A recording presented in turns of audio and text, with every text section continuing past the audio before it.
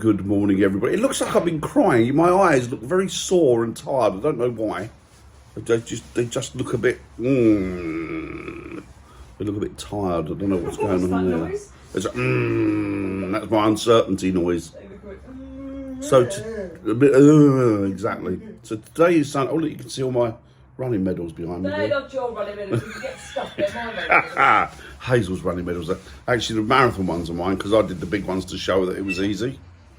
The marathon ones are mine, and that stupid 24 one is mine as well. I've had a few marathons, but I've never run one. Well, they call them Snickers now, don't they? All right, don't get upset. Don't get your Snickers in the twist. So today's Sunday, and we're like the royals in this house. We're like the king and the queen. We have 2 birthdays each. Hazel had the Saturday. You're like the king and queen because you don't put your own stuff in the dishwasher. There is that as well. I have the serfs, but the serfs aren't yet awake yet. The serfs are still in bed. They're mini serfs. So today, Sunday, we're going, as I say, we have 2 birthdays each. We don't really, but we do generally go somewhere together or pick somewhere that we want to go. And individually, we've done it this year. And Hazel wanted to go to Kew, and we went to Kew, and it was very, very nice. And today, I wanted to go to Canterbury Cathedral. I've been there before, but I've never been inside it. And it's one of those amazing places historically and religiously. But I just wanted to go inside it, have a look around, just see what it's all about, and just get a feel for it, really. I had that hunger that I wanted to go there, and I wanted to go there for a long, long while. So we're off there today, off to Canterbury in Kent, to see the cathedral, Canterbury Cathedral. And also, despite the rude rustling in the background, Hazel going through some tablets, I think are they antihistamines? No, they are antibiotics and some other ones that do something else. Fair enough. I do not wish to discuss. She's just got some dodgy tablets. She's got them off of a little Chinese fella in the town, I think, who was selling them out of a bag. She didn't. They are prescribed tablets. They're prescribed by a little Chinese man. Advocate taking medicine that isn't prescribed. This is true. So anyway, so we're off there today, and Hazel mentioned that there's a museum there as well in Canterbury, which has the severed hand. I think they used to call that the Hand of Glory. They used to use it. Is it not? Yeah, some bloke's hand and it got chopped off in a duel in like 1600 or something. Why have they still got it? Because it's a museum, they keep stuff. No, why did he keep it? Well, perhaps he gave it to them, perhaps someone picked it up off the floor and put it in the Perhaps he used to play cards and he, got to the point where he wanted to throw his hand in. Oh, crappy jokes, aren't they? Like the leper jokes. Better than the hand. And better than a hand is... A mummified cat. A mummified cat. Do you know what? Years and years going around haunted properties, particularly real old ones, I've seen enough haunted cats you could wave a stick at. Or enough haunted cats, enough emaciated, mummified cats that you could wave a stick at. Because obviously a lot of the properties, they used to keep them in the walls. Some people used to bury or seal in live cats into their buildings that would naturally die. And they felt it was a way of protecting themselves against the evils, against witchcraft, and against all that type of thing. Well, the cats were like me to protect the cats, yeah. So they used to do that, and that's hence when you go around these old buildings, particularly stately homes and stuff. There's always, not always, but generally, 9 times out of 10 you can find a story about a mummified cat that was found in the walls, and sometimes they just keep it. So yeah, it's an interesting subject. History is a very interesting subject, but I'm not going to get into that yet.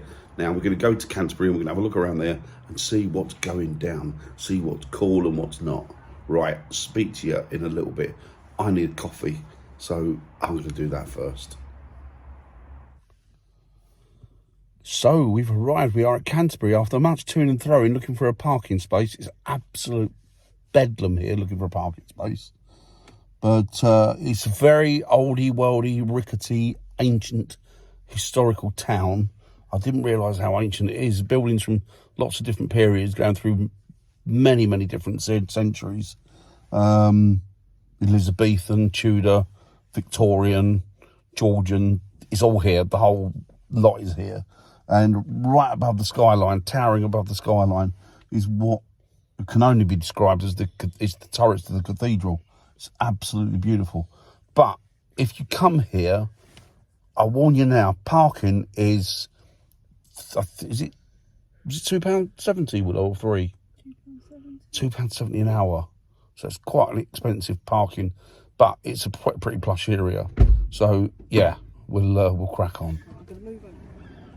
So as you can see, we're not passing the most salubrious of areas. We are tucked around the back of a little car park, but you can see the turrets of the actual cathedral right behind me in the background. I'll spin you around and see if you can get a better look. Oh, there you go. Absolutely pretty impressive.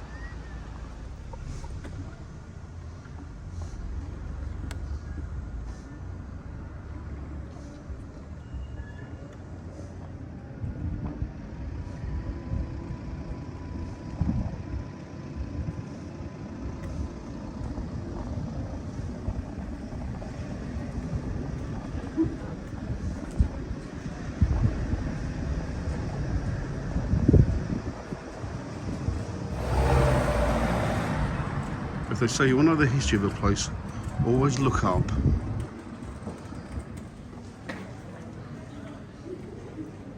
You can see it's really oldie worldy.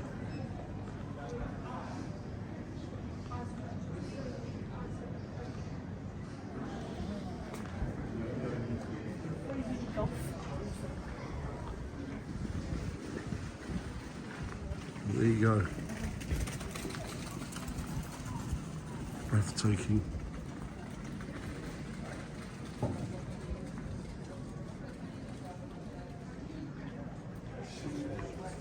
The bishop teddy bear. That's cute.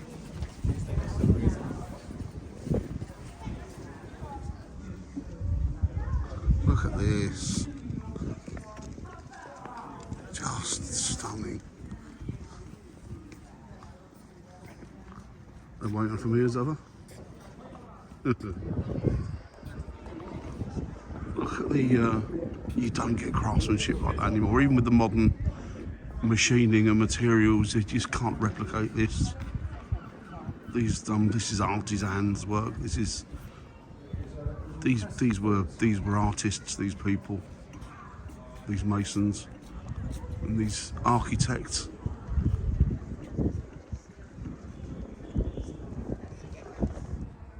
I say about not being able to replicate it, but obviously we've still got artists and artisans today, because there's Her Majesty the Queen and Prince Philip. Now I seem to remember that when these were put up, they made a big thing out of it. But look, how cool are they? Let's see if we can zoom in a little bit on them. Amazing. Just superb. Is our good Queen Bess, Lord rest her soul. And Lord rest Prince Philip. First, it just says Elizabeth. That is Elizabeth I. You're quite right, Fox. And then we got the medieval heads. Look at this. This is stunning. Trying to find a way in at the minute. It's a bit of a nightmare. We'll get there. Look what I found. Some new adornments for the cathedral. So this is all stuff that they've replicated or they're adding to it. But look how cool is that? Amazing, isn't it? 1300 years, 1400 years old, and they're still adding to this building. Never ends, does it? Never ends, does it, with your houses? Whether it's your house or God's house, there's always work to be done. And we are finally in. What a debacle. Oh, you can smell incense in here, can't you? Well, clearly, because it's a church or a cathedral. But yeah, ecclesiastical anyway. Just stunning. Look at this. Let's go for a little bit of a wander, shall we? See what we can see.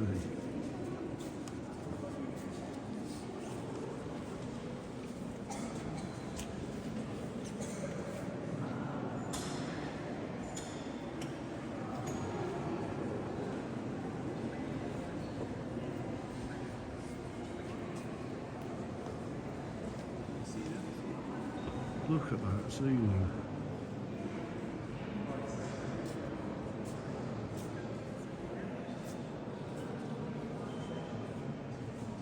This is gorgeous. Well, this chap is Edward Parry. So he was the Archdeacon of Canterbury in 1870 to 1889. Oh, Bishop of Dover as well. Lots of dignitaries buried in here, church dignitaries. Part of the organ. And over here, there's another chap. So who's this chap here? There's a Elizabethan with the Tudor, with the ruff on. And this is John Bird Sumner, Bishop of Chester, Archbishop of Canterbury.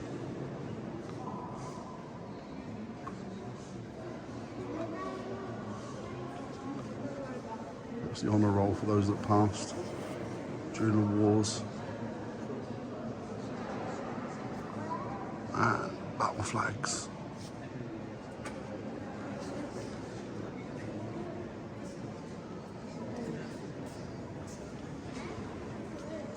Colours, regimental colours.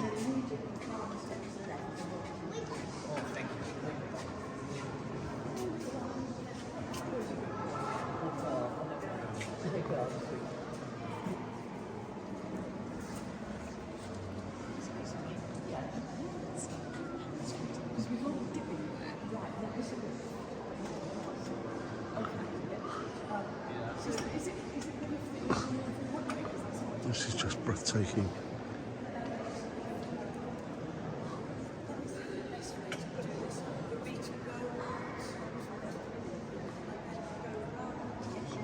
Altar.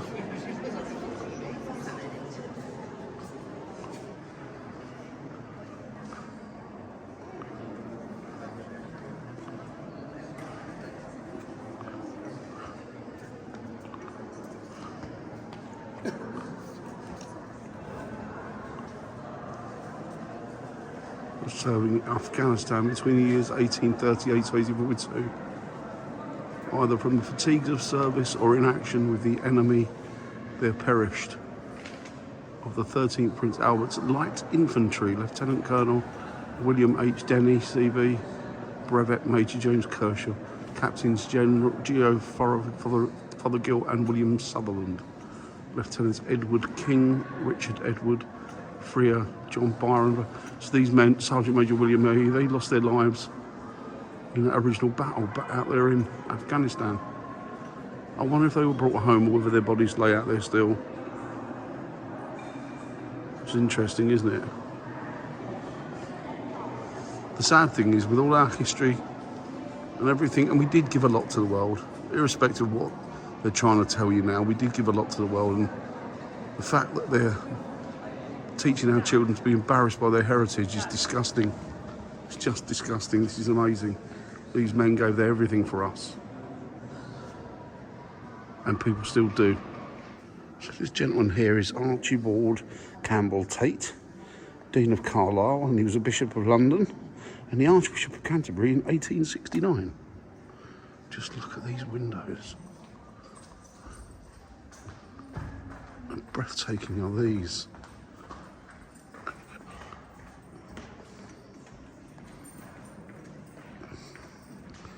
So the lady was telling me, the lady who brought me around here, she said that this was outside the cloisters, with just remnants of them now. It was during the Reformation, Henry VIII was the one who destroyed them. And of course he did an awful lot of damage because the monks that used to inhabit the cloisters, the Catholic monks, did an awful lot of good for alms, ALMS. So they used to supply food and dwellings for the poor. And she was also telling me that downstairs in the crypt area, the Huguenots that had to escape from France because they were being persecuted by the Catholics, they lived down there. And every Sunday they have a service in French for them, which is really cool. And she told me a cool story about the cat, the deacon's cat, which I will tell you when we're outside, and the Queen.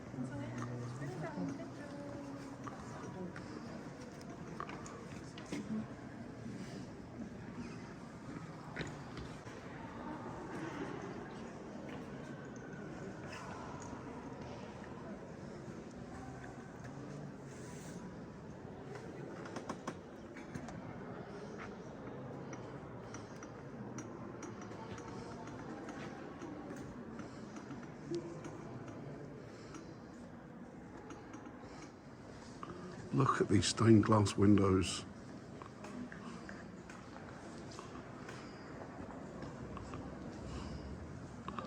All the way up.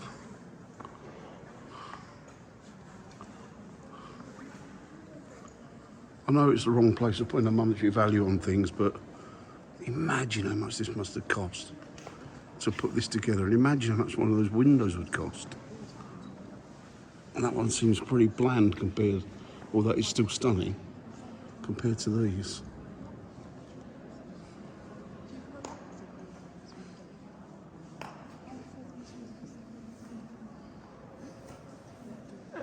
So Fox has quite rightly pointed out about, Fox might be onto something here. It might be the, what was that book? What are the books about the blood of Christ and stuff? What were they called? The books. What were they called? I can't think what they were called. No, what was it, Hazel? What was it, Hazel? No, not Narnia. You know the books about they went looking for the blood of Christ, and the connection was a child was born. It was a load of books. Anyway, it was a load of books.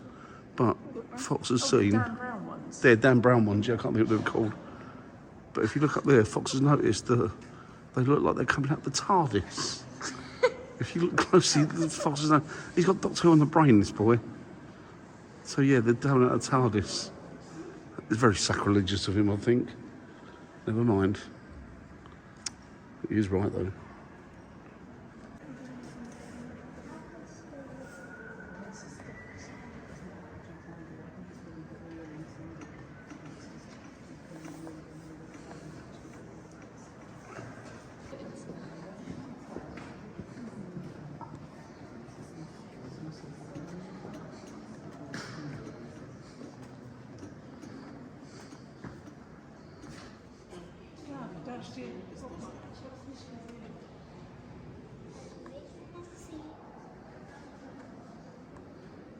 These are the Paschal candles, apparently.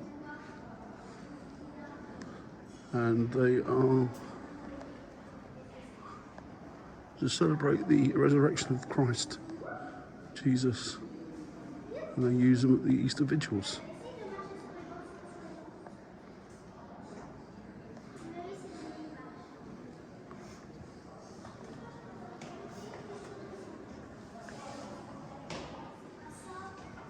And St. Paul there.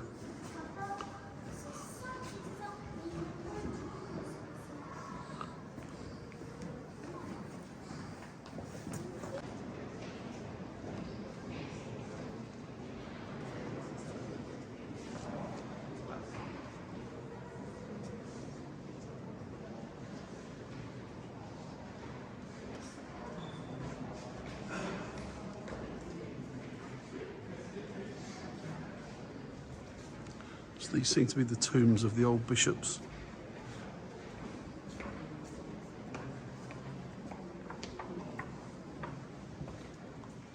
And these are the names of the bishops and their dates. 1313 to 1327 and 1285 to 1331. So this chap here is Henry Eastry. He's 1285 to 1331. Prior of Christchurch. And this chap here is the Archbishop of Canterbury, Walter Reynolds, and he was from 1313 to 1327, the Archbishop of Canterbury here. It's amazing, isn't it?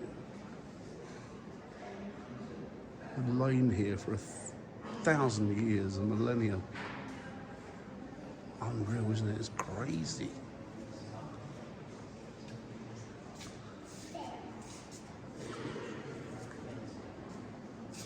And these gentlemen would have been Catholic, obviously, because this was initially, like a lot of these churches, these ancient and old churches were Catholic in their origins. So these would have been Catholic bishops. And then after the Reformation, it was handed over to the Church of England under Henry VIII. As you probably all know.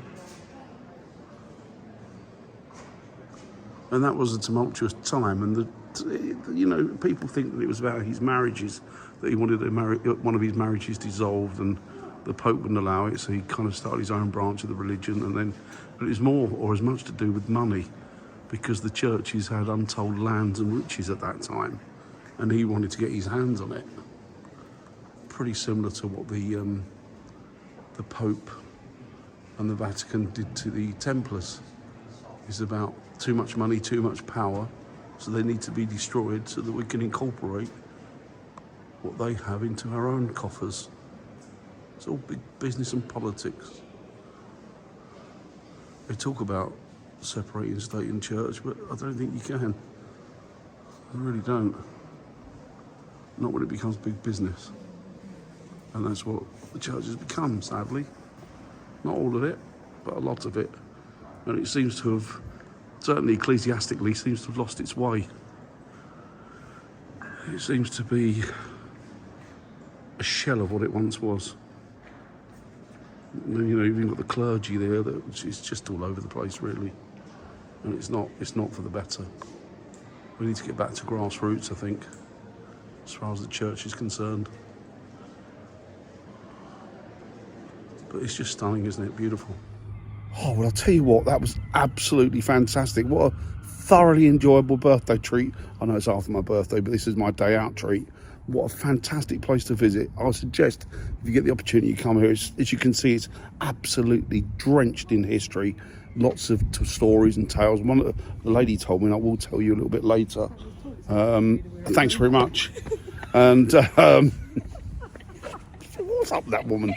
Anyway, the lady was telling me that there's a story of the Queen, and the Queen Elizabeth and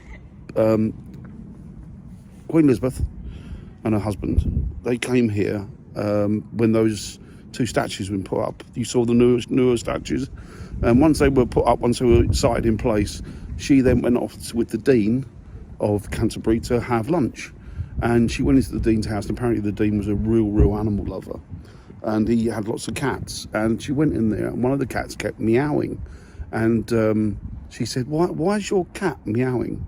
And he said, oh, I'm sorry, Mum. He said, but the problem is that the cat generally has lunch with me, and the cat sits where you are, and the cat's meowing because the cat wants to come in and have lunch. So the Queen turned around and said, well, that's all right. I'll stand up, I'll move, and the cat can come in and have lunch with us. He said, no, I'll get a chair. So he went and fetched a chair, and the cat sat down at the table with the Queen and with the Dean and with Prince Philip, and had lunch with them. They had lunch with them. Pretty amazing, isn't it? As I said to Hazel, it puts a whole new slant on cat can look at a Queen. But yeah, amazing story. Little stories like that and little things like that are the stuff that you don't generally hear. And she was friends with the Dean, who sadly passed away a couple of months ago. So she got the story straight from him. So it's a true story. Very interesting. So I say, little nuggets like that, little bits of social history. Amazing stuff.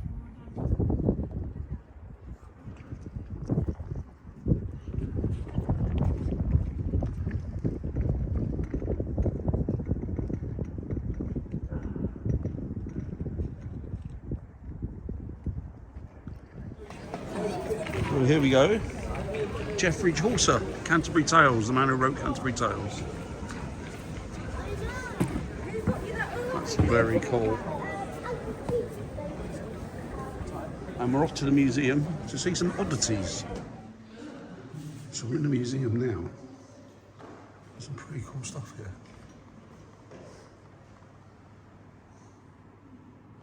Some old policeman's truncheon. Victorian. So believe it or not, remember him from your childhood back in the 70s? Basil Brush? That's one of the actual ones that were made for the TV show. That's the actual Basil Brush there. The boom boom and all that. I remember those. Fantastic. Unbelievable. And some of the original clangers in the TV show. Oh, it's all my childhood here.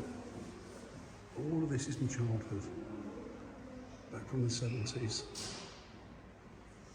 Just phenomenal.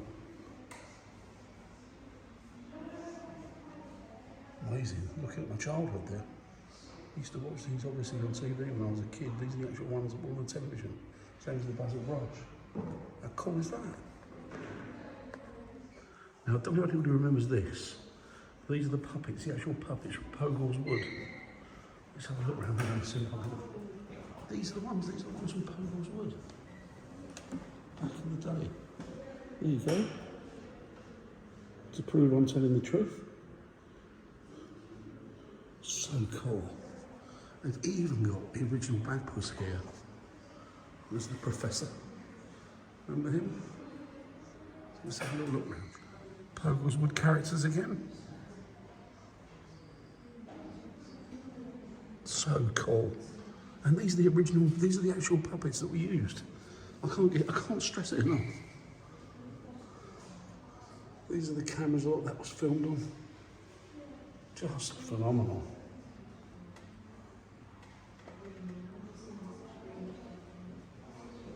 Remember these as well? Remember these as a kid as well on TV?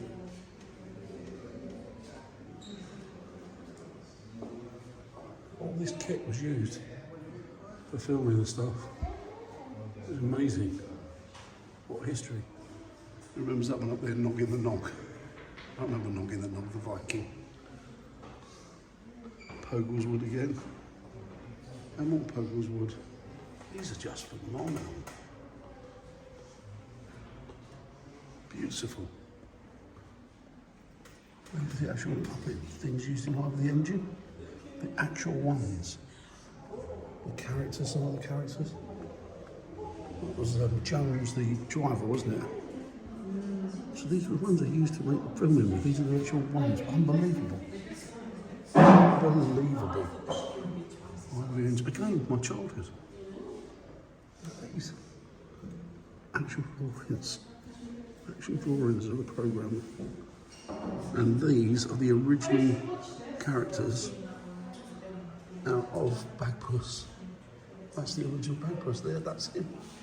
That's him. That's the one you see on TV. And the mouse organ. You're like, we can fix it, we can mend it. And the actual professor. Just phenomenal. I can't remember the name of the girl, the doll. But absolutely superb. But that's the actual Bagpuss, and that's the actual doll in Bagpuss. These are the actual characters. And the professor, as I say, just phenomenal. As you can see in there, there's a mummified cat. And it's between 3000 BC to about 400 AD. It's pretty odd, isn't it? But that is it. That's a mummified cat in there. I'm sorry about all the flare back off the glass and stuff. I'm trying to do the best I can, but clearly this one comes from Egypt. So the kids are having fun. Mummified cats. What a lovely little project. What a little side project. Let me have a look at your cat, please, Fox. Oh, there you go. His name. Yours, what's that? That's a snake. Yeah, because they did mummify snakes according to His the... name He is. said they mummified beetles and hippos. Why did you look at me when you said hippo? I'm just saying, they're just mummified. I think there was definitely something in there telling you there, wasn't there? His name is Jimmy. Jimmy. The cat. Or Jimmy the Joey. cat. Yeah, Joey. Well, fair enough. Fair enough. And the old joke, there's your mummy. Let's have a look at your cat, Willow. Did your cat put up a fight? Mine's a dog. Oh, your mummy find the dog? Okay, fine. Apparently, this is the Pharaoh's pet. So, Well, yeah. You did a good job there, Fox. thank you. It was a good job. It's a little bit too good. It's a little bit too serial killer good, to be honest with you. Oh, yeah. Let's have a look, carry on.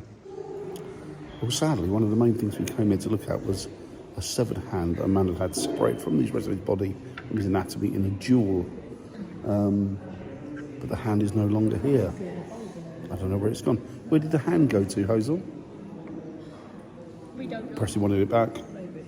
Anyway, his hand was here, but it no longer is in situ, so I don't know where it's gone, but yeah, a bit disappointing. But saying that, saw all those characters, the original artifacts from the TV programmes when I was a kid, and that is proper fantastic. And I'm sure a lot of you try and pretend you're not as old as me, but a lot of you in your 50s remember the childhood in the 70s, remember those programmes. Just amazing. Especially Ivy the Engine and Noggin the Nog. Brilliant. So that there is the building with all those toys in it from my childhood, from everybody's, lots of people's childhoods, but so that's it, that's the museum. And that had the mummified cat in it, amongst various other things. There's a lot more in there, but you'd need to do a whole programme on it. Just there, it might bore you, but yeah. Well, that's the building. It's pretty cool building. This is what I mean about these buildings. It's sort of ancient. There's a hodgepodge of different buildings and different periods and all sort of cheek to jowl next to each other. As I say, if you want to know the history of a place, look up. It's pretty cool. Well, that was absolutely a splendiferous day. I thoroughly enjoyed that. I think the kids did as well. Willow doesn't want to be in the pictures, doesn't want to be on the pictures, doesn't want to be in the video, so I'm going to keep her well out of it. She's hiding. There you go. And she's hiding in the corner. I'm going to, you know, I've got to honour her wishes. But they get to that age, these kids, don't they? They get to that age and then they no longer want to be part and parcel of what the fact they're not. I'm not cool enough. I'm not cool enough for them. I'm not cool enough. I'm just doddery old git, according to them. And so yeah, so we've had a really good day. Historically fantastic, just very enjoyable. The museum was great. That really was a throwback to childhood memories. So that was pretty good. And did you enjoy yourself, Hazel? I did. The museum was more interesting than the cathedral, I thought, but it was good. Well, each to their own. I preferred the cathedral. Although, yeah, no, I preferred the cathedral. It was very beautiful. I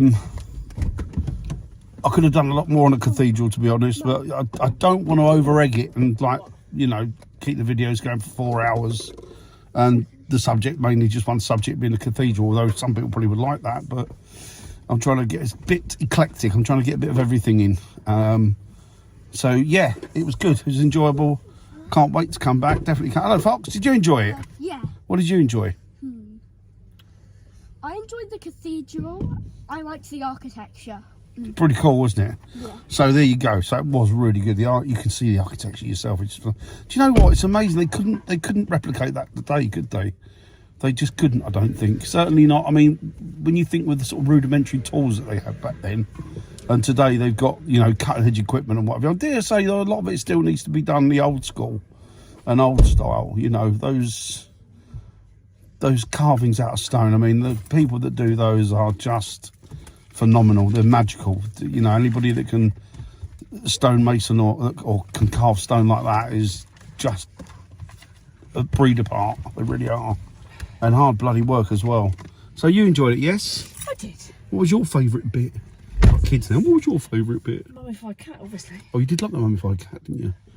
And yeah. Anyway, we're going to go now. So see you in the next video. I've got a coffee. I'm good to go. I've got my step-toe gloves on. Keep my hands warm. And by the way, it's very cold out around here, and a wind blows through it. So we're not far from the coast, so the wind obviously coming across, but it's freezing. Yeah, there's a lot going on there. Very interesting. Speak to you soon. Do you want to say bye? Bye. Bye.